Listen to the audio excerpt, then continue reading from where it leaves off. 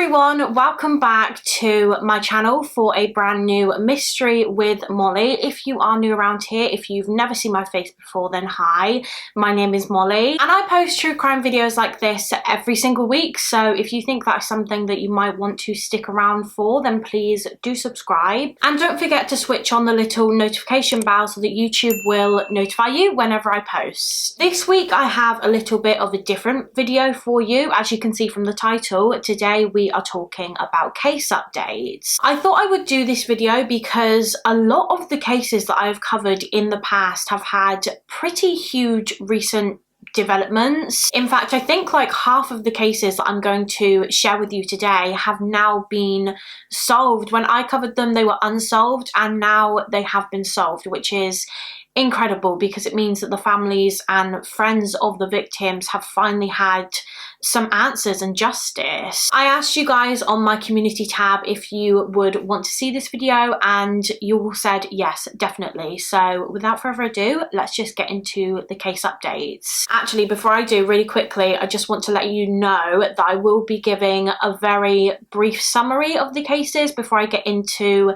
the actual updates, just to kind of refresh your memory. But if you do want to watch my original videos on the cases that have a lot more detail in them, then I will leave them linked in the description box. So the first case on my list is one that has very recently been solved. Actually, it remained unsolved for many years, for more than 4 decades, but finally in 2021 we have some answers.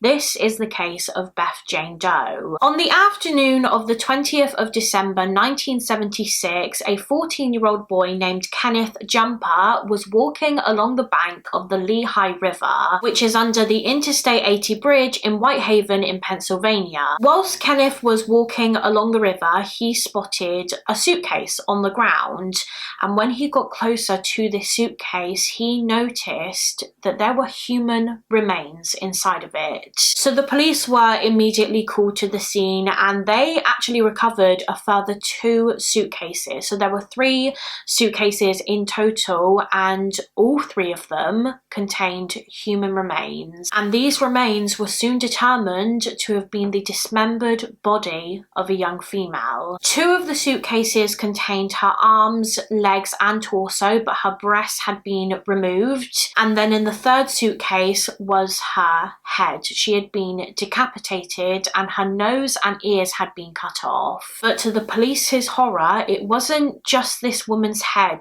in this 3rd suitcase. Also in there was the dead body of an unborn full-term fetus. This poor young woman was actually 9 months pregnant at the time of her death. She was going to be giving birth very soon and she was expecting a little girl. So whoever had done this to her had cut her daughter's body from her womb and dumped it in this suitcase as well. An autopsy was conducted and it concluded that the woman's cause of death was from strangulation, but she had also been shot in the neck, and it ruled that she hadn't actually been dead for very long. She had been murdered about 24 hours before her remains were found in the suitcase, and it seemed as though whoever had dumped these suitcases had literally thrown them off the Interstate 80 bridge. I assume that they were hoping that the suitcases would just drown in the river and never be found, but of course that wasn't the case. So an investigation was immediately launched by the police to try and identify who this woman was and who had done this to her.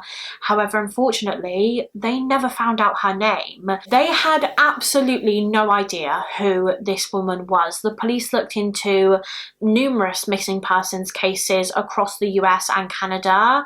However, they could never link Beth Jane Doe to any missing woman. And they also submitted her fingerprints to national databases, but again, no matches were found. All they really knew about Beth Doe was, of course, the details about her death, and they were also able to note down the details about her physical description, her appearance, since her body wasn't badly decomposed when it was found. Many facial reconstructions and composite sketches of Jane Doe were created and released to the public over the years.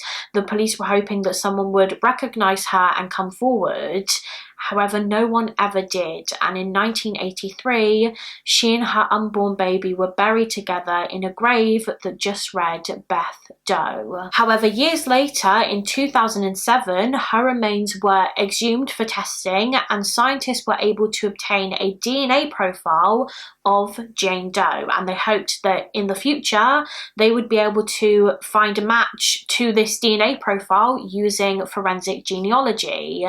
And just this year, they did. After almost 45 years, they have finally found a match. They have finally been able to identify this woman and who they believe her killer is. It has been announced very recently that Beth Doe's real name was Evelyn Colon, and she was just 15 years old when she was murdered. She was identified after her nephew, Lewis Colon Jr., submitted his DNA sample to multiple different genealogy sites in the hopes that he could reunite the family with his long-lost Aunt Evelyn, who had not been seen or heard from in decades. The Colon family had searched for Evelyn for years and years, but it wasn't until March of this year, March of 2021, that Lewis Jr.'s DNA was found to have been a 99.9% match to the DNA of Beth Jane Doe. So Lewis was contacted by investigators, and they asked him if he had any relatives that were missing,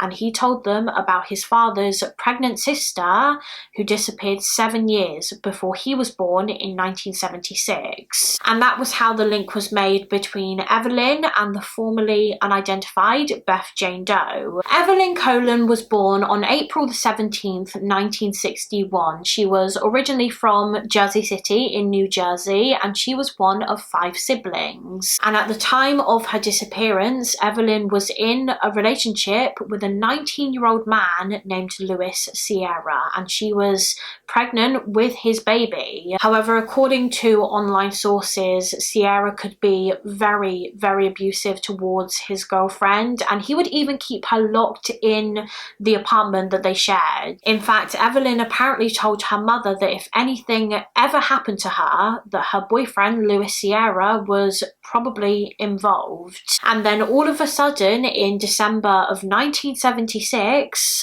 the couple just vanished. One day, Evelyn's mother went to her daughter's apartment to give her some soup because Evelyn had previously said that she wasn't feeling very well. However, when she arrived, the apartment was empty and there was no sign of her or her partner, Louis Sierra. The couple's neighbours told Evelyn's mother that she and Sierra had recently moved away, and then just a month later, in January of 1977, the Colon family received a letter from Evelyn's boyfriend Sierra that stated that the two of them had moved to Connecticut and that Evelyn had given birth to a healthy baby boy who they named Louis Sierra Jr. The letter also said that mum and baby were fine and that if Evelyn ever needed anything, she would get in contact with the family.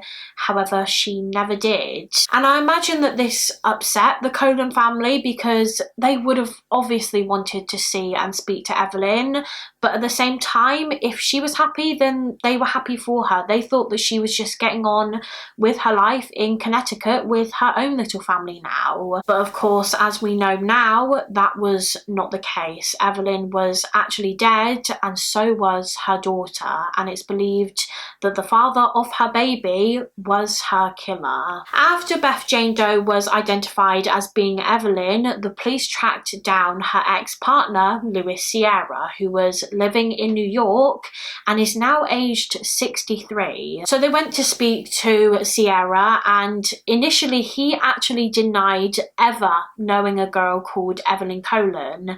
However, eventually he admitted that this wasn't true and that they were in fact in a relationship and that he was the father of her baby. But he claimed that in 1976 Evelyn just left him. One day he returned to their apartment and she was gone, and he apparently didn't really make any attempt to try and find her. He just assumed that she had gone back to live with her mother, and so he just got on with his life. He also claimed that he never wrote that letter to the Colon family, the one that said that Evelyn was fine and that she had given birth to a baby boy. According to sources, Sierra's statements to the police were just very, very inconsistent, and so he was arrested and charged with criminal homicide. At the time that I'm filming this, Sierra is in a New York prison and he is awaiting extradition to Pennsylvania, which is where Evelyn's remains were found in the suitcases. Now, of course, Sierra has not been convicted of anything. He hasn't gone to trial yet, so we can't say for certain that he was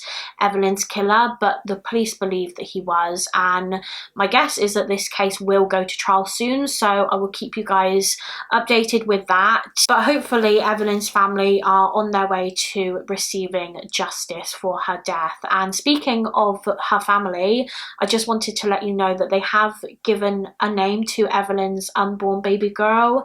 They've called her Emily Grace Colon, and the family have actually set up a GoFundMe page which is for a memorial for Evelyn and her daughter.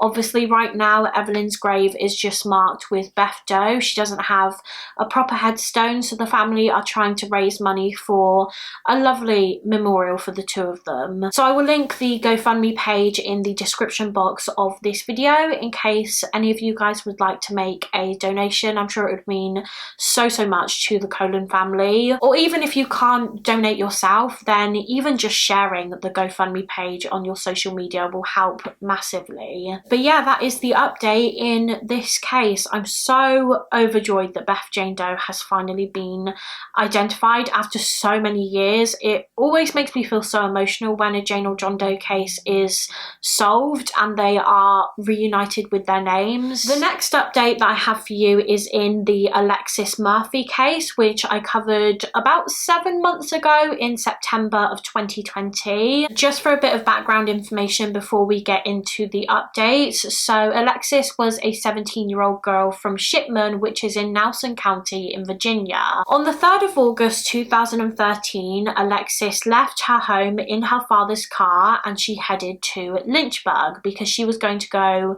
shopping that day for some hair extensions. However, she never returned home. So a huge missing persons investigation was launched by the state police to try and find Alexis, and eventually the FBI also became involved with the case as there seemed to be no trace of this young girl anywhere.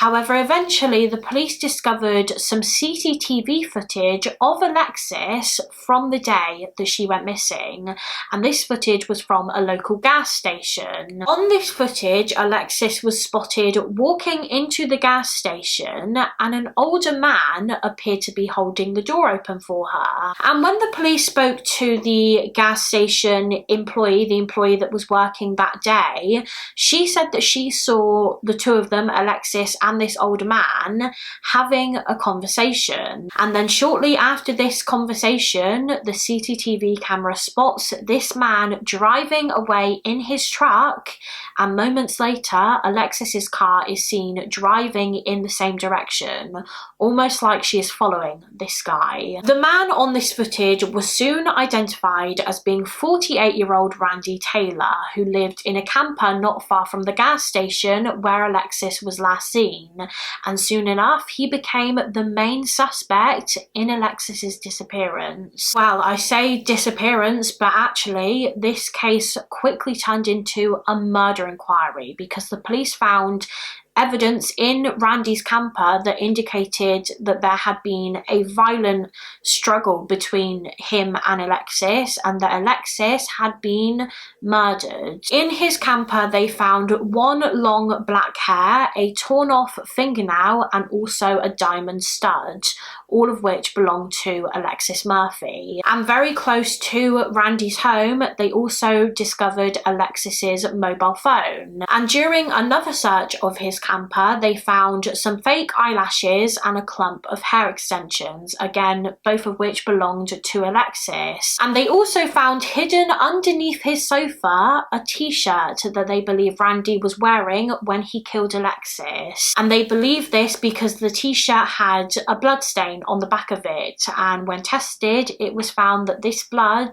was Alexis Murphy's. And despite no body being found, and despite Randy Taylor protesting his innocence, he was charged with the murder of Alexis, and the case went to trial. The trial came to an end in May of 2014, and Taylor was found guilty of abduction and murder with the intent to defile, and he was given 2 life sentences. And interestingly, not long after he was found guilty, Randy Taylor actually tried to make a deal with the prosecutors. He said that he would tell them where Alexis's remains were, the location of her body, but only if they agreed to reduce his 2 life sentences down to just 20 years in prison. But Alexis's family were not going to let that happen, even though they were desperate for answers. They were desperate to find out where her remains were. They were not going to let Taylor have this deal, because if he is let out in 20 years, there is a good chance that he would just do this again to another young girl. So the deal was thrown out, and Randy never told anyone where Alexis's body was, but the police and her family continued searching for her over the years. And after 7 years of searching, they finally found Alexis. On the 3rd of December 2020, human remains were discovered on private property near Stagebridge Road along Route 29 in Livingston. So the remains were taken to a medical examiner's office in Richmond, and on the 5th of February 2021,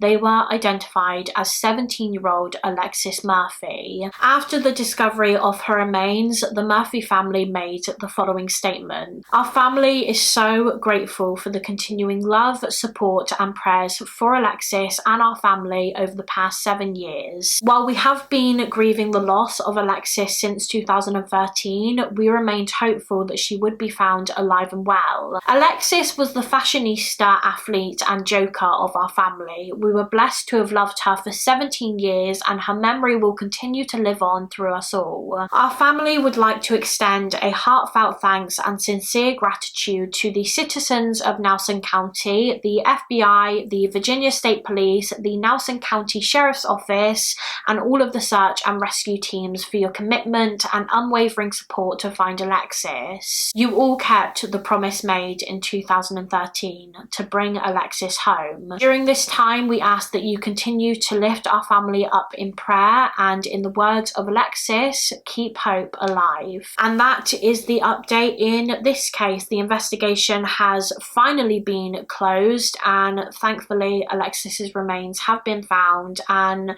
I'm sure her family have given her the burial that she deserves. So the next update I have to share with you is in regards to the Jo Stinnett case, which I covered over a year ago now.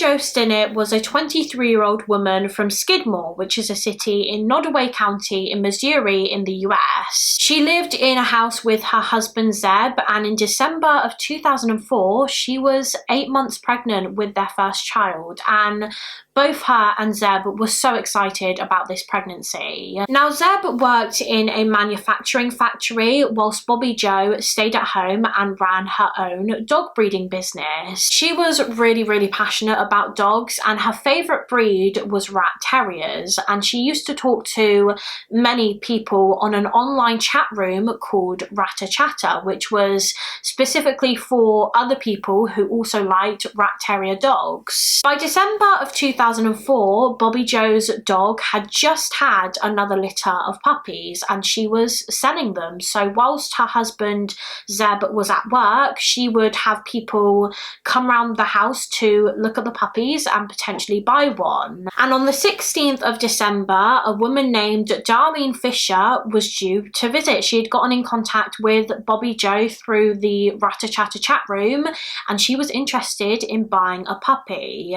However, everything was not as it seemed. You see, Darlene Fisher didn't actually exist. It was a fake name used by a woman called Lisa Montgomery. And when Lisa went to Bobby Joe's house that day, she murdered her. She attacked Bobby Joe from behind and strangled her to death with some rope. And then, chillingly, once she was dead, Lisa got out a large kitchen knife, she cut open her stomach, and then she removed Bobby Joe's baby from her womb, and she left with this baby. You see, Lisa had actually told her friends and family that she was pregnant, but she wasn't. It was a lie. And so when she found out through chatting to Bobby Joe online that she was pregnant, she decided to take Bobby Joe's baby and act like it was her own. However, it didn't take long for the police to catch Lisa Montgomery, and thankfully the baby survived and was returned to Bobby Joe's husband, Zeb. It was a little girl that he named Victoria. Lisa was of course arrested and charged, but the case went to trial because she pleaded not guilty. Well, she did admit to killing Bobby Joe, but her defense team claimed that she could not be held responsible for her actions because she was so mentally ill. Lisa came from a very, very abusive background. Her mother and stepfather were horrendously abusive towards her, which I obviously talked more about in my original video about this case. But the defense claimed during the trial that due to this, as a result of this abuse, she was suffering from a number of mental illnesses in her adulthood, including depression, borderline personality disorder, post-traumatic stress disorder, and they also believed that she was going through a phantom pregnancy at the time of the murder. But despite the defense's claims, Lisa was still found guilty of murder, and in April of 2008, she was actually sentenced to death. Now, when I filmed that video last year, Lisa was still on death row awaiting execution.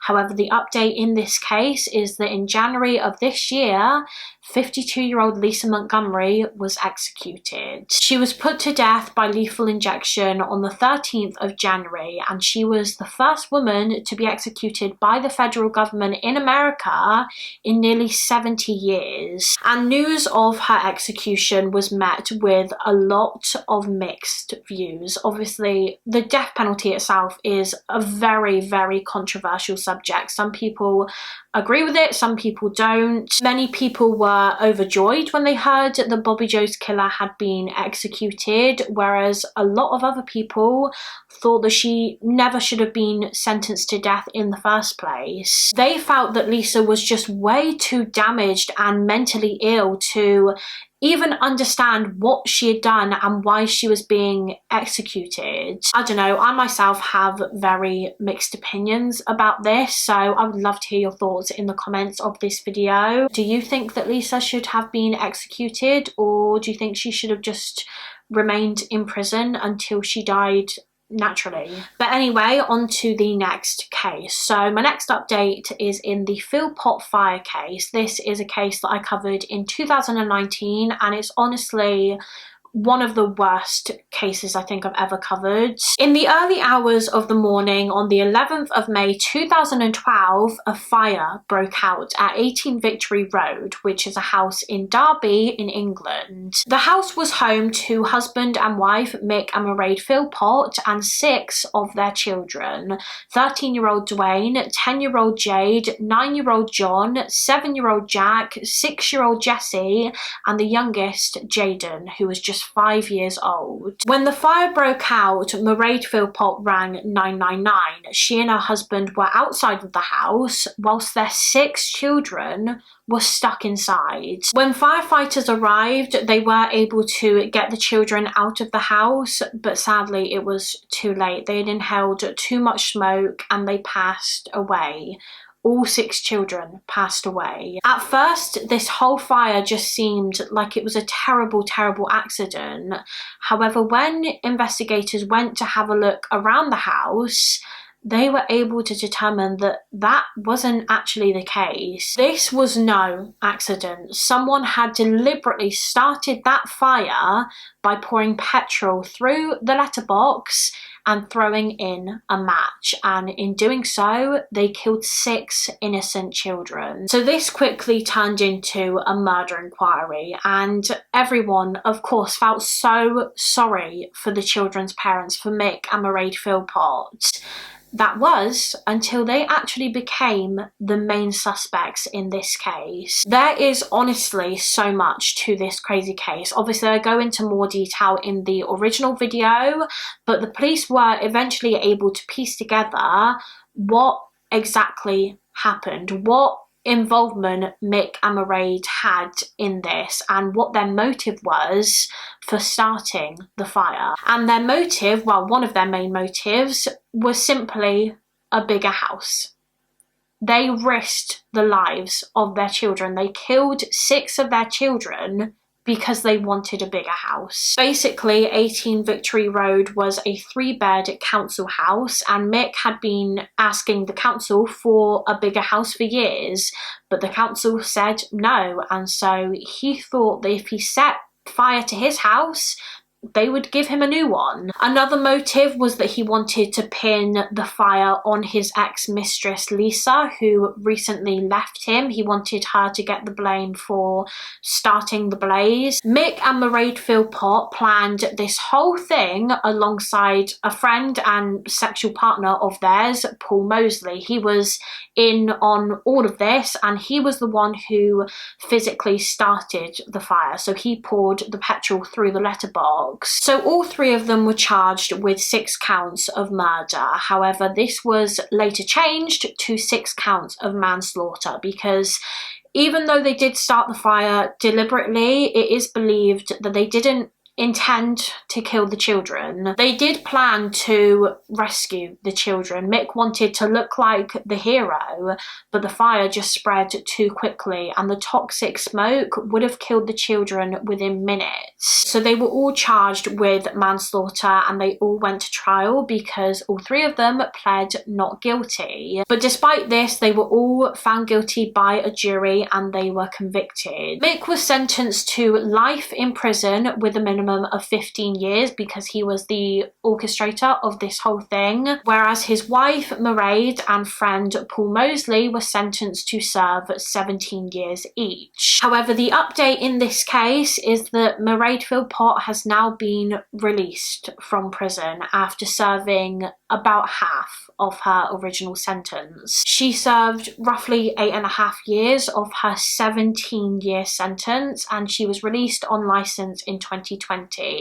And I believe she now has a new identity too. And as I'm sure you can imagine, a lot of people were very, very angry about her release. Serving just 8.5 years means that she spent less than 18 months in prison for each of those poor children that died, which is insane. But yeah, that is the update in this case. Mairead Philpott has been released. And speaking of early release, next up I have an update for you in the Conrad Roy and Michelle Carter case. I covered this case in October of 2019 as part of a collaboration that I did with Now TV, where I discussed the 2-part documentary about this crime called I Love You Now Die. I'm always really interested to hear different people's opinions on this case because, again, it's a hugely controversial one, so I would love to hear what you guys think in the comments. But just to give you a brief summary of the case before we get into the updates. So Conrad Roy was an 18-year-old boy from Massachusetts in the US. Now sadly, Conrad struggled a lot with his mental health. He had anxiety and depression, and on July the 13th, 2014, he actually took his own life by poisoning himself with carbon monoxide fumes whilst he sat in his truck in a Kmart parking lot. However, his girlfriend, Michelle Carter, who at the time was 17 years old, was actually arrested shortly after his death on charges of involuntary manslaughter, because it was found through hers and Conrad's text messages that in the weeks and months leading up to Conrad's suicide, she had actually been pushing him to do it constantly. She wanted him to take his own life, and when he didn't, when he would stop himself from doing it, she would make him feel guilty and she would get annoyed at him. She would even suggest to him the different ways in which he could kill himself, and in one of the messages she says, quote, "You can't think about it, you just have to do it. You said you were going to do it, like I don't get why you aren't." Michelle even admitted herself that just before Conrad died, whilst he was in his truck and he was breathing in these toxic fumes, he got scared and he got out of the vehicle. He didn't want to go through with it. And so he rang his girlfriend Michelle, but she instructed him to get back into the truck, and he passed away. Now, this is where this case gets very controversial, because you see, Michelle Carter also suffered from a lot of different mental illnesses. She suffered a lot with anxiety and depression, and her defense claimed that she was mentally unstable at the time of this case taking place, and therefore she shouldn't be held responsible for her actions, very similar to the Lisa Montgomery situation. Also, as horrible and disgusting as it is to do what Michelle did, people also argued, was it actually a crime? In the eyes of the law, was Michelle actually guilty of anything? Because she wasn't physically there when Conrad took his life. She didn't physically force him into the truck. But anyway, fast forward to 2017, Michelle Carter was found guilty, and she was sentenced to 2.5 years in prison with a minimum term of 15 months. So she would have to serve at least 15 months in prison. Now, her lawyers appealed against this sentence immediately, and she was actually free pending the results of this appeal, and eventually her 2.5-year prison sentence was suspended and she was just ordered to serve the 15 months in prison. She began serving her sentence in February of 2019, and the 15-month sentence was due to end in May of 2020. And the update in this case is that Michelle Carter was actually released 4 months early on January the 23rd, 2020, because of good behaviour. So she ended up serving only 11 months of a 15-month sentence, which was originally a 2.5-year sentence. And yeah, she is out of prison. She's around 24 years old now, I believe, and she's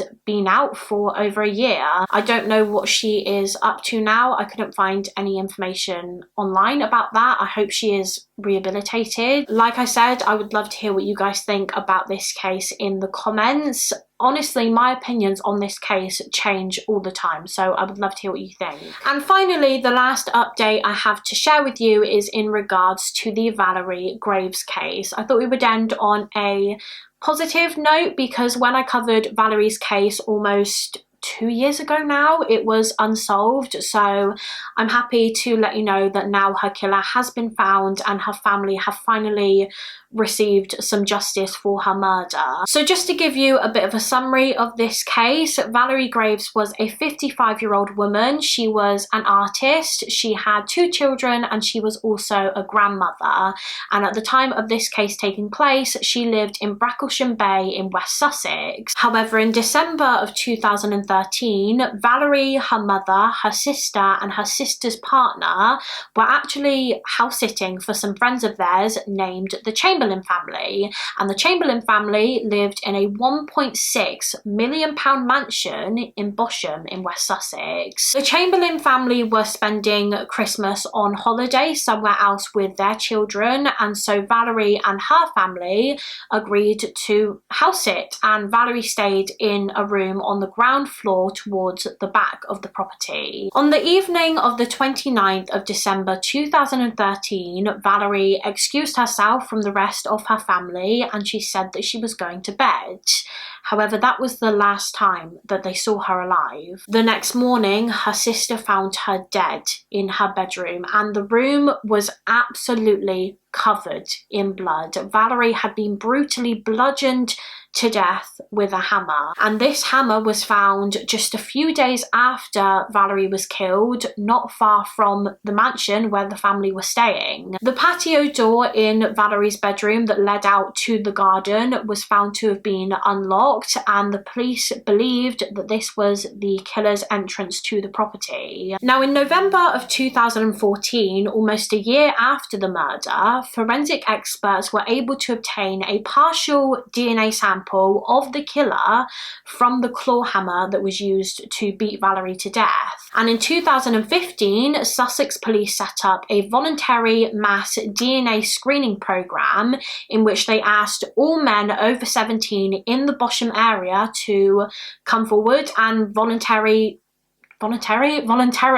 give a DNA sample. And this was a way for the police to rule people out, really. Of course, they weren't expecting the killer to turn up and give his DNA because it would obviously flag up a match. But if other men gave theirs, it could at least rule them out and narrow down the police's search. Or the best case scenario would be that maybe the killer's father or their son or their uncle or nephew would come forward and provide their DNA, and it would show a familial link. But sadly, there was no luck. No matches were found, and for almost 6 years after Valerie's death, the case remained unsolved. That was until July of 2019, so not very long after I covered this case, when a 28-year-old man named Cristian Sabu was arrested at his home in Romania on suspicion of the murder of Valerie Graves. At the time of the murder, Cristian was living in a caravan not too far from Bosham, where Valerie was killed. And according to a couple of sources,